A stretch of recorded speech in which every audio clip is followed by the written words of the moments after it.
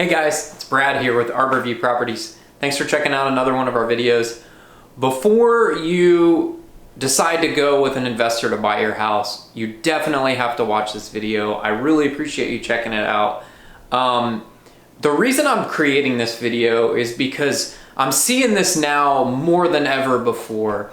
One of the results of the real estate market getting so hot is that a lot of people always wanted to get into real estate and they always wanted to buy houses or flip houses, and they just never really did anything. And unfortunately, a lot of people wait too late to get into the market because what they do is they do what everyone else is doing. And what that does is that as real estate investing gets more popular and things get more popular, you got all these gurus out here that are going to teach people you can flip a house with no money down and blah, blah, blah, blah, blah. I mean, they're right. You can do that. Not all the time, but it's possible. But what happens is all these gurus start teaching these things, and then in the age of the internet that we live in, everybody and their brother is just bombarded with all this information. So all these people think, oh, I'm going to be a real estate investor. I'm going to make a lot of money in real estate, blah, blah, blah, blah. So you have all these people, and I'm sure you found it when you're looking online, you're looking through all these websites on Google and whatnot. Everybody's saying they'll pay cash for houses, they'll close quick.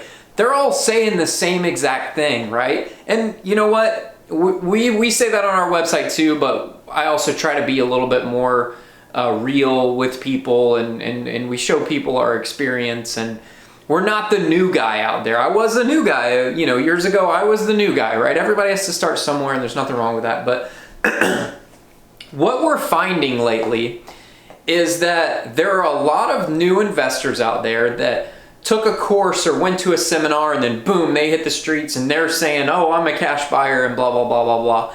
And some of them are, but probably a lot of them aren't.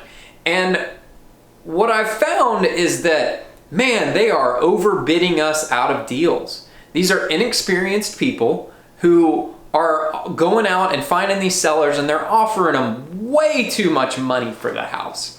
I want to share a little bit of a story about something that happened on a house we looked at just this past weekend.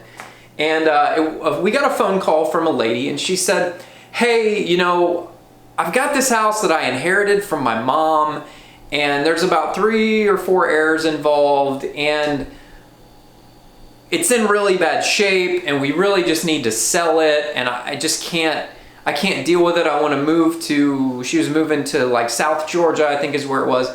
I just don't want to live in the Atlanta area. I want to move to South Georgia. We're buying some land in South Georgia. I just don't want to mess with it.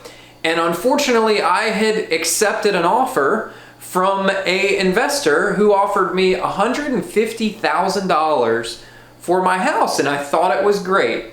So she went into contract with this investor who offered her $150 grand. They came out, oh yeah, everything's going good. Well, guess what happened? Closing day came, nothing. No call. Day after closing, no phone calls, nowhere to be found. She showed up to closing, no one was there. You know what happened? That investor was probably a new investor, realized right before closing, or maybe before closing, didn't know what to do, and just ghosted her and offered her entirely too much money for that house. Our offer on that particular house came in at, and we've gotten really good with our numbers and running our numbers. Our offer came in at $90,000, okay? That offer she had from that other investor was $150,000. That's $60,000 difference in price. This house, once it was all repaired, would probably sell for somewhere around $230,000 to $240,000. Now you're thinking to yourself, okay, well, $150,000, $230,000, $240,000. This house was a complete gut renovation. It had water damage. They were hoarders. This was bad. And that was easily a $75,000 to $80,000 renovation job in there. Okay, so let's do the math here. Let's say 230. 240 is probably a little, given the market conditions right now. The market's sort of softened a little bit. Let's say we sell for 230 minus 75 to 80. Let's call it 80 to make the numbers work. Boom, that's 150,000 right there. So 230 minus 80 is 150. That's just the renovation costs. That person still has to sell that house. There are costs associated with selling it, realtor commissions. A lot of buyers are going to ask you to pay for their closing costs when they come to buy the house from you. You have holding costs, you have taxes, you have insurance, you have all these other expenses associated with that. Plus, that doesn't even include his profit.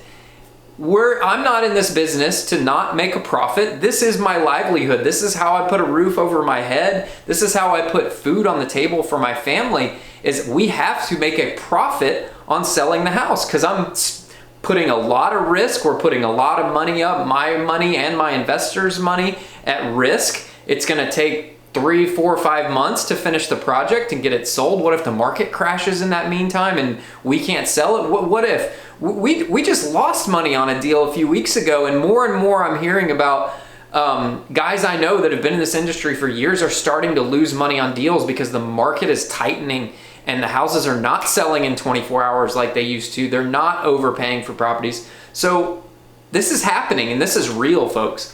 So this particular woman got this $150,000 offer, and she was ecstatic, right? Because it sounds awesome. Well, guess what? He didn't close, right? And then we went out there and made the offer. Apparently, that same time, she had 6 other investors come out on this within a day or so of ours. And our offer and 5 of those 6 other investors' offers were all within about, because she shared with us all the offers, they were all within about $5,000 of one another, okay? So that goes to show you that that group, we're probably all pretty experienced investors. If we were all within $5,000 of one another on a price, we weren't the highest and we weren't the lowest. We were kind of like right in the middle. So, and then she had another one out there for $123,000. Well, she tells us, she's like, I think I'm going to take the 123. And my leads manager said, man, with all due respect, look at what happened with the $150,000 offer. And then you're going to take the 123, even though all these other offers are all within this $5,000 range here, and you have this one outlier up here. Don't you think that maybe there's something up with that one? Why is that one so much higher than the rest? You know? So this is a lesson to everybody. Just because the highest offer is the one you get doesn't mean that that's the best offer, and that doesn't mean that person's going to be able to close on the transaction. You know, I've got a new guy that's working for me, and you know, we look at a lot of houses, we make a lot of offers on houses, we get some under contract, some of the deals fall apart because of title issues and whatnot. We run into complicated title issues all the time. Some of them we can't resolve because maybe, you know, so-and-so's incarcerated and has a dead brother and blah, blah, blah, and we just can't find that person and we can't close it unless we have that person's signature. Sometimes that happens, and what I've told him is that in this business, in real estate, it's not over until that money and that wire transfer is in your bank account, or that close, like you sat down at that closing table and it's done. And even still, I've had instances where we've sold a house and I went to the closing table, signed everything, and the person that I was selling the property to decided last minute that they wanted to hold back the money and not release the wire to me, even though I just sold them the house, because we left 2 things in the cabinet at the house. And I had to personally send someone over to the house to pull a towel out of the closet and a medicine bottle out of the cabinet because this buyer didn't want a medicine bottle in the cabinet. Just throw it in the trash. Anyways, that was crazy, but in this business, that's what happens. So I want you to be aware that you're going to get a lot of offers out there, and you need to not only look at what is the best number for you, but who is solving your problem? What company are they listening to you? And are they actually solving your problems and offering you more than just cash for your house, quick close? Everybody does that, right? But you need to make sure that they're solving your problem. Are they really addressing your problems? Are they really listening to you? And do they really have your best interest in mind? And then B, can they close on the transaction? Are they experienced? Have you looked them up? Do they have Better Business Bureau recommendations? Do they have Google reviews? Have you looked them up on the Secretary of State? Have they told you what their LLC name is? Have they proven to you that they are a legitimate buyer? And you need to do that research on your own. I'm not going to do that for you. You can figure that out. You're on the internet right now. You're on Google. You can figure all that out. So I hope this video helps you. I'm going to do a few more videos in this little series. We're going to call it Investor Tactics. And I really want you to watch these videos before you choose to accept any offer from anyone. I hope this is helpful, and the next video will give you a little bit more information. Thanks.